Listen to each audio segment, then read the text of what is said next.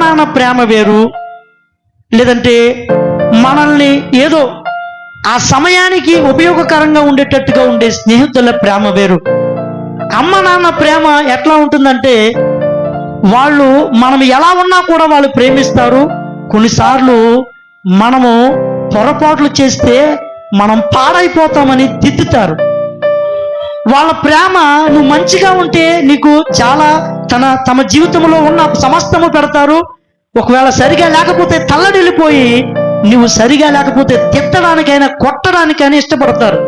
కానీ దేవుని బిడ్డలారా, వాళ్ళ ప్రేమ లోపల దాచుకుని పైకి మాత్రం నిన్ను తిట్టినా కొట్టినా లోపల చాలా ప్రేమ ఉంటుంది. కానీ అవసరానికి ఉపయోగపడే లోక సంబంధమైన స్నేహాల్లో ఏముంటుందంటే లేనిపోని ప్రేమ. దేవుని బిడ్డలారా గమనించండి, అసలు ప్రేమ లేదు కానీ ప్రేమ ఉన్నట్టు ఓవర్ ఎక్స్ప్రెషన్. దేవుని బిడ్డలారా గమనించండి.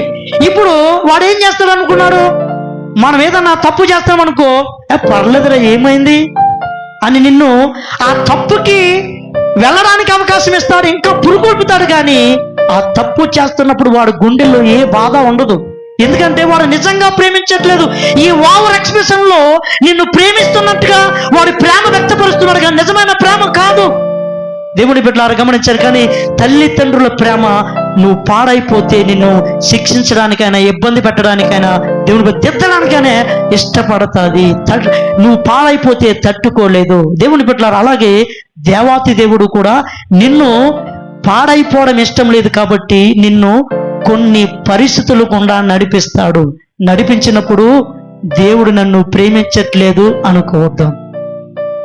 గమనించండి. కాబట్టి ఇప్పుడు దేవుని పైన నిజంగా నీకు ఒకవేళ ఈ వాక్యమే నీకు ఆధారంగా బతుకుతా ఉంటే, ఎన్నడూ ఏ పరిస్థితి వచ్చినా నీ జీవితము బద్దలైపోయి రోడ్డు పాలన పడిపోయినా, దేవుని బిడ్డలారా, నీ జీవితంలో రోగాల పాలైపోయినా, ఎన్ని సమస్యల పాలైపోయినా, నీకు దేవుని పైన కొంచెం కూడా ప్రేమ తగ్గదు. ఎందుకంటే నీకు ఈ గొప్ప దేవుని యొక్క వాక్యంలో వ్రాయబడిన సత్యము గనుక నీకు అర్థమైతే.